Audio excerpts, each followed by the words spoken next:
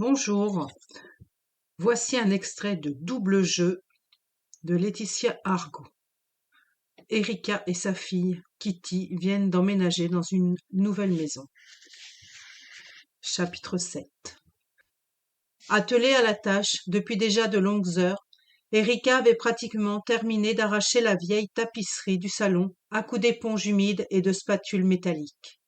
Une pause l'avait bien arrêtée dans son élan, un bref instant, histoire de se désaltérer et de faire le plein d'énergie, mais elle avait œuvré sans répit à remettre à neuf leur cocon fraîchement acquis.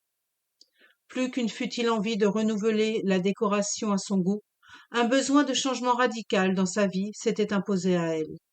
Durant ce laps de temps, une part d'elle-même avait relâché la pression en arrachant à pleine main des lambeaux de papier mouillés, accroupis contre le mur ou les bras tendus sur un escabeau. Pendant ce temps, l'autre partie d'elle-même avait supprimé toute pensée, comme par magie, afin de faire le vide dans son esprit. Et cette tâche, aussi éreintante soit-elle, lui avait alors permis d'évacuer un surplus d'angoisse mêlé de colère, stocké depuis de longs mois. Comme un amas d'ondes négatives, sa séparation lui avait laissé un goût amer dont elle voulait à tout prix se défaire. 16h34. Erika jeta un œil à la pendule, puis se hâta de déblayer le plus gros avant que sa fille ne revienne du collège. Un sac poubelle à la main et une pelle dans l'autre, elle ramassa la bouillie de papier éparpillée ici et là, puis passa grossièrement un coup de balai pour y voir plus clair. De petits résidus s'étant nichés dans les recoins des marches de l'escalier, elle fut obligée de s'agenouiller. Avec un long soupir, elle fronça les sourcils, puis racla de ses doigts le bois humide, jusqu'à ce que de minuscules taches brunes attirent soudain son attention. Tiens donc, elles sont encore là, et elles se sont même incrustées dans le plâtre des murs. Comment est-ce possible? J'espère au moins que ce n'est pas de la moisissure. Kitty pénétra dans la maison, la mine triste.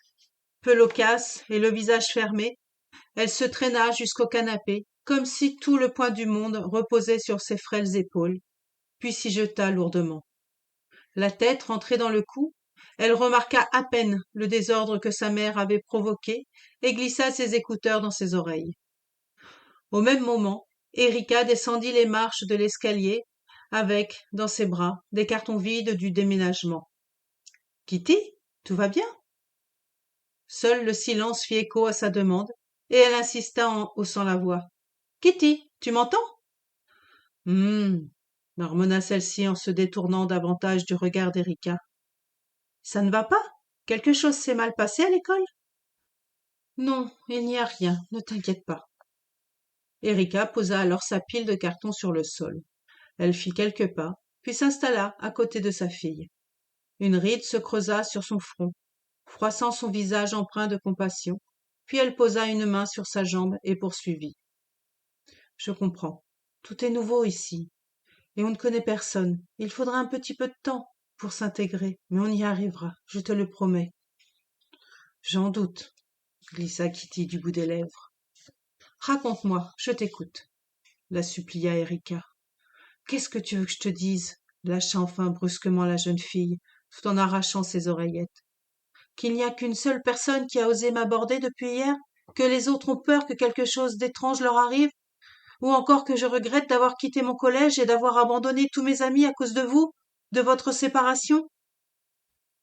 Consternée par la réponse, à laquelle elle n'était pas préparée, Erika eut du mal à déglutir. « Je suis désolée. » Sensible à la violence du message qu'elle venait de lui envoyer en plein visage, Kitty se ravisa aussitôt. Elle se rapprocha et rattrapa au vol la main de sa mère. « Non, c'est moi qui m'excuse. Je ne voulais pas dire ça. Tu n'y es pour rien, vraiment. »« Si, quand même, » admit Erika, le cœur lourd. « Ce n'est pas ça.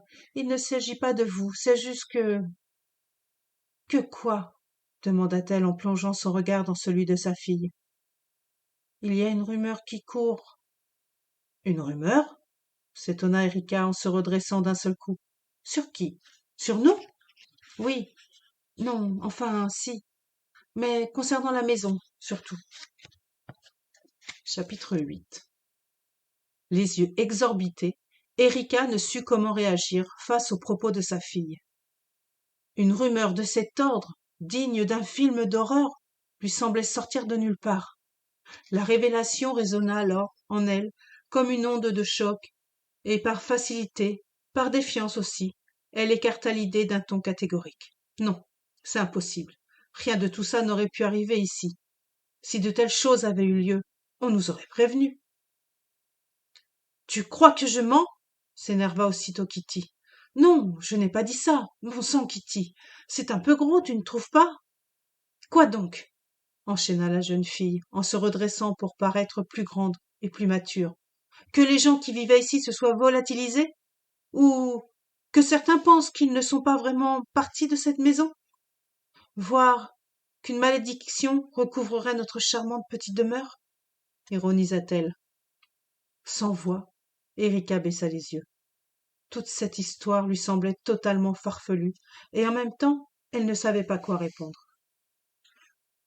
Moi, je suis sûre qu'il y a quelque chose de louche là-dessous, insista Kitty. À ton avis, pourquoi a-t-on eu l'accord pour la location aussi vite et aussi facilement? Je je ne sais pas, bredouilla Erika, tout en se triturant le cerveau, à la recherche d'une explication simple et rationnelle. L'agent immobilier avait l'air gentil et serviable, et elle était au courant pour la séparation. Elle a juste essayé de nous aider. Peut-être bien. Mais en tout cas, moi, je parie tout ce que tu veux qu'il s'est passé quelque chose de bizarre ici.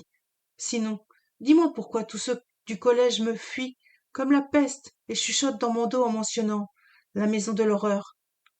Tout ça parce qu'une prof m'a demandé de me présenter devant la classe. Comme je ne savais pas quoi dire, j'ai parlé du déménagement, précisé qu'on habitait maintenant dans cette rue.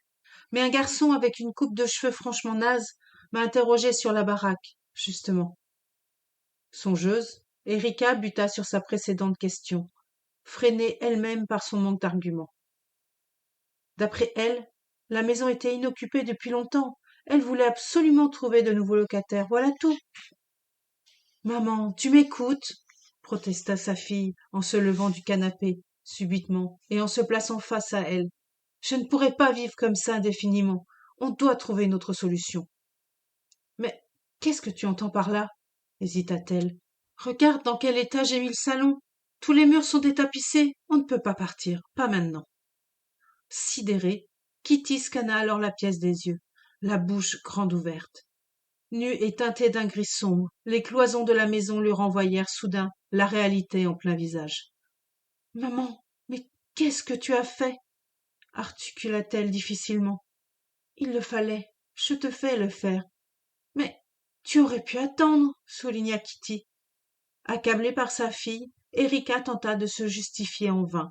Son geste avait dépassé ses mots. Kitty venait de lui avouer indirectement qu'elle espérait sans doute une réconciliation.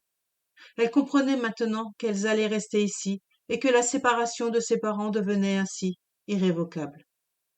Bon, très bien, admit Kitty, regrettant de s'être emballée et de décevoir à nouveau sa mère. Alors, promets-moi juste un truc, d'appeler cette Miranda machin chose et de lui demander s'il y a eu, oui ou non, un drame dans cette maison.